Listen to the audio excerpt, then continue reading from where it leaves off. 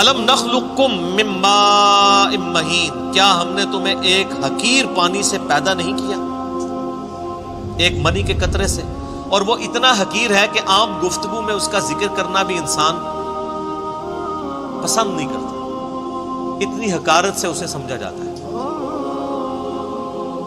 جسم سے نکل جائے تو غسل فرض ہو جاتا ہے، کپڑے دھونے ضروری ہو جاتے ہیں، اس سے جان چھڑانا ضروری ہو جاتا ہے۔ اسی کے اندر اللہ تعالیٰ نے انسان کی اوقات رکھ دی ہے کہ انسان کبھی اپنی پیدائش کے اوپر غور کرے تو کبھی اس کے اندر اکڑ نہیں آ سکتی۔ اور دیکھ لیں کوئی دنیا کا بڑے سے بڑا انسان، اس کی پیدائش ہوئی اسی طریقے سے۔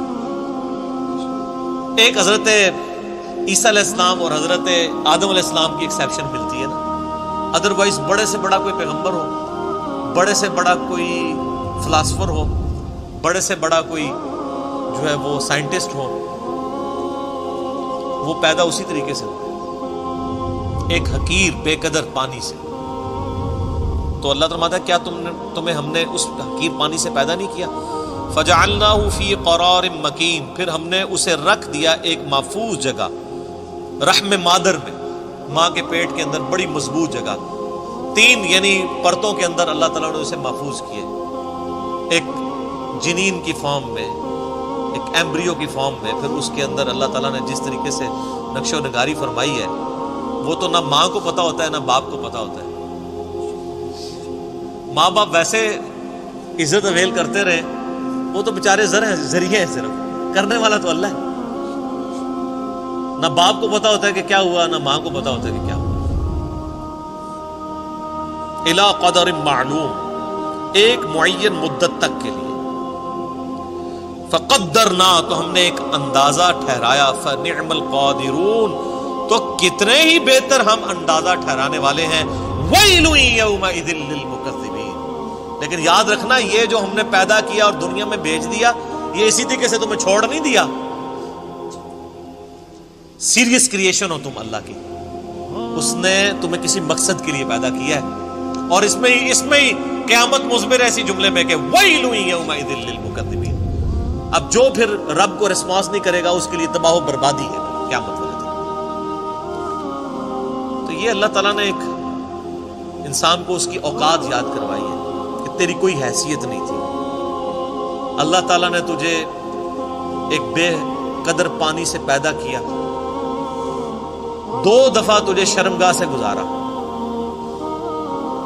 اس کے بعد پوری زندگی انسان پخانے اور بدبو کا بوجھ اٹھائے پھرتا ہے، جب تک باہر نہ نکال لے اسے سکون نہیں آتا، اور باہر وہ سب کے سامنے نکال بھی نہیں سکتا، پردے میں جانا پڑتا، اور مرنے کے بعد گل سڑ کے ہڈیاں بن جائیں۔ یہ اس کی پوری اوقات ہے۔ کئی ایک بزرگوں کے بارے میں یہ واقعہ آتا ہے، ایون عمر بن عبدالعزیز کے بارے میں بھی آتا ہے کہ وہ ایک دفعہ اکڑ کے چل رہے تھے خلیفہ بننے سے پہلے، بڑی شانہ زندگی تھی ان کی۔ تو طاؤس تابعی تھے رحمہ اللہ تعالی، جو ابن عباس کے شاگرد ہیں۔ تو انہوں نے عمر بن عبدالعزیز کو جب اکڑ کے چلتے ہوئے دیکھا نا، یہ امام غزالی نے بھی مکاشفۃ القلوب کے اندر نقل کیا ہے، تو انہوں نے عمر بن عبدالعزیز کو مخاطب کر کے کہا کہ ایسے شخص کو زمین پہ اکڑنے کی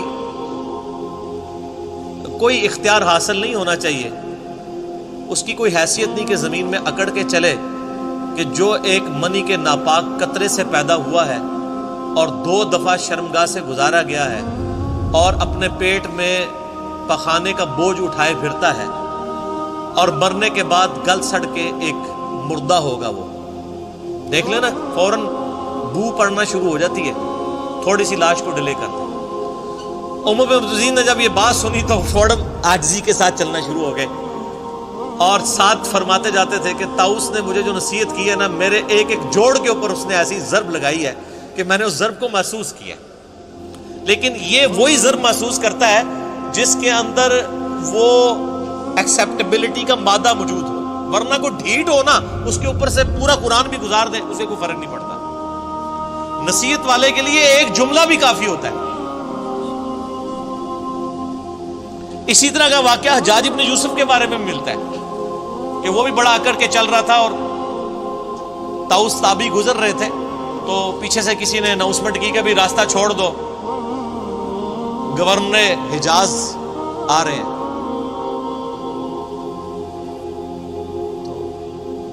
طاؤس تو پھر تابعی تھے، ابن عباس کے شاگرد، ان کا تو تزکیہ ہوا تھا، وہ ان بادشاہوں کو کیا سمجھتے تھے؟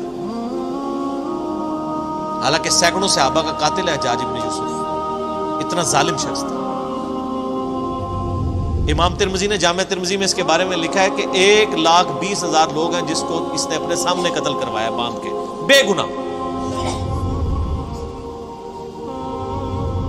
لیکن جو اللہ والے ہوتے ہیں وہ پھر ان چیزوں کو خاطر میں نہیں لاتے۔ تو حضرت طاؤس نہیں ہٹے تو حجاج حیران ہوا کہ یہ کون سا بندہ ہے، ان کے پاس آگے کھڑا ہوا اور کہا کہ تم مجھے جانتے نہیں ہو؟ ان کا میں بڑے اچھی طریقے سے جانتا ہوں، تم ایک ناپاک قطرے کی پیدائش ہو، ایک دفعہ اپنے باپ کی شرمگاہ سے نکلے، دوسری دفعہ اپنی ماں کی شرمگاہ سے نکلے، اور تمہارے پیٹ میں اس وقت پخانے اور بدبو کو تم اٹھائے پھرتے ہو سب کے سامنے، سب کو پتا ہے، یہ وہ حقائق ہیں جس سے کوئی انکار نہیں کر سکتا، اور مرنے کے بعد تم گل سڑ کے ایک مردے کی فارم میں پڑے ہوگے، میں بڑے اچھے طریقے سے تمہیں جانتا ہوں۔ وہ یہ سمجھ رہے تھے کہ یہ کہے گا کہ تم جو آل امیہ کے جو اتنے بڑے گورنر ہو، انہوں نے کہا میں بڑے اچھے طریقے سے جانتا ہوں۔ تو جس طرح حضرت ابراہیم علیہ السلام کی گفتگو سن کے وہ بادشاہ جو ہے ششدر رہ گیا تھا نا، اسے کوئی بات ہی نہیں آئی تھی، حجاج ابن یوسف کی بھی زبان بند ہو گئی کہ اس طریقے سے بھی مجھے کوئی جواب دے سکتا ہے، اور وہ خاموش ہو کے وہاں سے چلا گیا۔ سر ان لوگوں کی تربیت قرآن سے ہوئی ہوئی تھی، یہ جو جملے بولا کرتے تھے نا وہ قرآن سے ہی بولا کرتے تھے نا، قرآن یہی تو بات کر رہا ہے۔ ہمیں واقعات یاد رہتے ہیں لیکن قرآن تو ہم نے پڑھنا نہیں ہوتا، قرآن یہی تو بات کر رہا ہے۔